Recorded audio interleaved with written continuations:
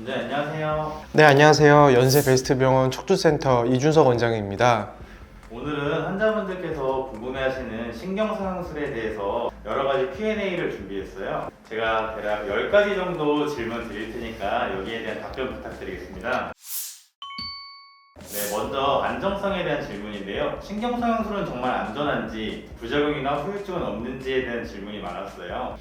신경성형술은 안전한가요? 부작용은 없나요? 휴유증은 없나요? 이렇게 질문을 하신 분들이 가장 많을 텐데요. 사실 일반 의원이나 아니면 일반 병원에서 신경주사라고 하는 차단술 할 때 안정성을 따지고 위험성을 따지고 물어보시고 시행을 하실 수도 있는데, 숙련된 척추 전문의가 척추 해부학적 구조에 대해서 정확하게 알고 문제가 되는 병변을 정확하게 파악을 해서 시행을 한다고 하면은 문제가 있기는 힘든 시술이긴 합니다. 안정성을 이제 환자분들이 제일 많이 물어보시고 걱정을 하시는데, 사실 수술 이전에서 할 수 있는 시술 중에서는 안전한 편에 속하기 때문에 걱정하지 않으셔도 됩니다. 네, 그럼 두 번째 질문인데요. 두 번째 질문은 일상복귀에 관한 질문입니다. 시술 후 다음날 일을 할 수 있나요? 언제부터 활동 가능할까요? 환자분들이 또 두 번째로 가장 많이 물어보시는 게, 시술을 하고 나서 언제부터 운동해도 되나요? 일상생활은 언제부터 해도 되나요? 일은 언제부터 해도 되나요? 라고 물어보시는데, 사실 이 시술의 목적은 운동이나 일상생활에 바로 복귀하려고 하는 목적이 크기 때문에 시술을 하고 나서 한 2~3시간 정도 혹시 이상 반응이 있을지 경과를 보는 게 다고요. 그 이후에는 어떠한 활동에도 제한은 없습니다. 그렇지만은 이 시술을 하고 나서 좋은 효과를 보려고 하면은 무리한 활동이랑 무리한 운동보다는 가벼운 활동, 그리고 가벼운 운동 정도 하시는 것을 추천을 드립니다. 네, 세 번째는 마취에 관한 질문인데요. 시술을 할 때 마취를 하나요? 전신 마취를 하나요? 아니면 하반신 마취를 하는지, 국소 마취인지 수면 마취인지 많이 궁금해하세요. 제가 저번 시간에 저희가 이제 시술을 하는 동영상을 보여드리면 아시겠지만은, 시술을 하면서 대화를 하면서 합니다. 왼쪽 엉치가 좀 아플 거예요, 다리가 좀 저릿할 거예요, 오른쪽 다리가 저릴 거예요, 놀라지 마세요, 얘기를 하면서 하는 시술이기 때문에 전신 마취, 하반신 마취 이런 건 필요하진 않습니다. 근데 간혹 가다가 심리적으로 불안장애를 느끼시는 분이거나 공황장애가 있거나 그러신 분들에 한해서는 수면 마취를 할 수는 있습니다. 그러나 굳이 수면 마취를 하지 않고 충분히 저와 대화하면서 하실 수 있기 때문에 마취를 통해서 통증을 줄이거나 통증이 무서워서 마취를 해달라고 하실 필요는 전혀 없습니다. 걱정하지 않으셔도 되고요. 원하시면은 수면 마취가 가능하다, 그 정도만 알고 계시면 되지만은 대부분 수면 마취도 하지 않고 시행을 하는 게 사실입니다. 네, 네 번째는 입원에 관한 질문인데요. 입원 여부를 알고 싶어요. 시술 후에 입원을 해야 하나요? 바로 퇴원이 가능한 건가요?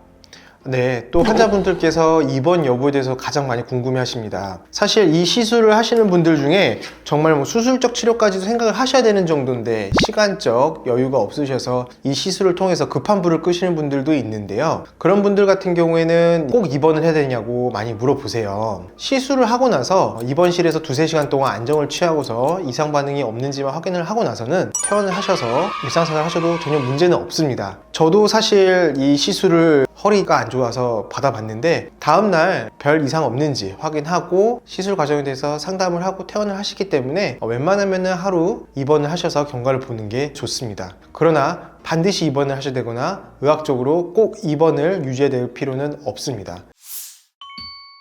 다섯 번째는 샤워 여부인데요. 시술 후에 샤워는 언제부터 가능할까요? 이 시술을 하고 나서 샤워 여부는 바로 해도 됩니다. 0.2cm 정도의 작은 상처가 있는데요, 상처를 소독을 하고 반창고를 붙여드립니다. 다음날 아니면 다다음날 띄고 샤워하셔도 크게 문제는 없습니다. 그리고 저희 병원 같은 경우에는 반창고 붙이기 전에 조그만 2mm 상처라도 해도 피부를 접착하는 접착 본드를 좀 붙여드립니다. 그래서 물을 닿아도 크게 문제는 없습니다. 하지만 탕 목욕이거나 사우나에서 살을 불리거나 하는 거는 1주 정도에서 2주 정도 지켜보고 사우나 탕 목욕을 하시는 게 좋고요. 샤워 같은 경우에는 흐르는 물 정도는 바로 다음날, 다다음날부터 가능합니다. 네, 여섯 번째는 이제 효과에 대한 질문인데요. 신경성형술을 하면은 얼마나 좋아지나요? 신경성형술로 효과가 다 된다고 보장할 수는 없습니다. 그래서 저는 반드시 신경성형술을 해주세요 라고 오셔도 검사를 하고 나서 반드시 설명을 드립니다. 환자분 같은 경우에는 신경성형술은 효과가 없으니 그 다음으로 조금 최소 침수적인 내시경을 한번 고려를 해보시는 게 어떠신지, 아니면은 정말 심하신 경우에는 수술을 하셔야 된다고 설명을 드리고, 효과 정도는 본인의 협착증 정도에 따라서도 다르긴 하는데 생각보다는 효과가 수술적 치료에 맞먹는다고 하는 논문도 있긴 합니다. 그러나 이제 협착증 정도가 뭐 4단계 거의 끝에까지 온 상태에서는 사실 효과가 거의 없고요. 그런 분한테는 저는 솔직하게 이거 하는 건 돈 낭비라고 반드시 좀 솔직하게 말씀을 드리는데요, 1, 2단계 정도의 협착증에서는 효과가 상당히 좋은 편입니다.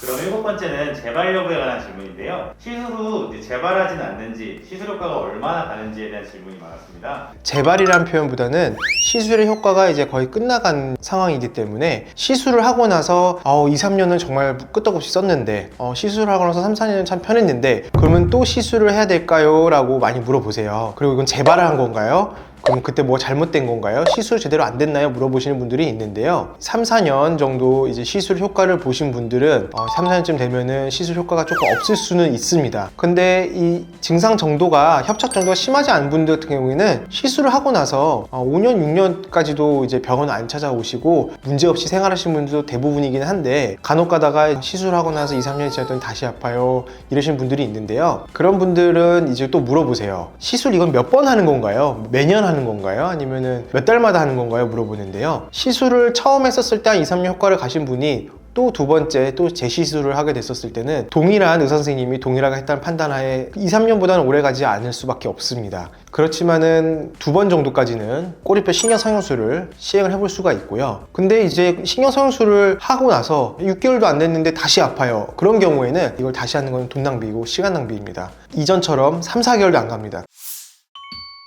8번째는 이제 비용에 관한 질문인데요. 가격은 혹시 어떻게 되나요? 네, 환자분들이 이제 제일 궁금해 하시는 게 사실 이게 비용 문제인데요. 꼬리뼈 신경성형술이 신의료기술로 해서 이제 혜택을, 아직은 의료보험 혜택을 못 받고 실손보험 혜택밖에 못 받고 있는 상황이긴 한데요, 이 가격 같은 경우에는 카테터 기구의 가격, 그리고 저희가 행위하는 행위료, 그렇게 해가지고서 가격이 측정이 되는데, 가격은 여러 병원에서 알아봤었을 때, 물어봤었을 때 경험으로는 천차만별이에요. 정말 크게는 막 2배 이상 차이 나는 데도 있긴 합니다. 그런데 저희가 뭐라고 정확하게 설명드릴 수는 없고요, 환자분께서 신뢰가 가는 병원에서 여러 군데 비교를 해보시고서 해부학적 지식과 척추 전문 선생님한테 설명을 들으시고, 본인께서도 이제 경제적으로 그리고 금액적으로 합득이 되시는 병원에서 찾아서 하시는 게 제일 좋다고 판단이 됩니다.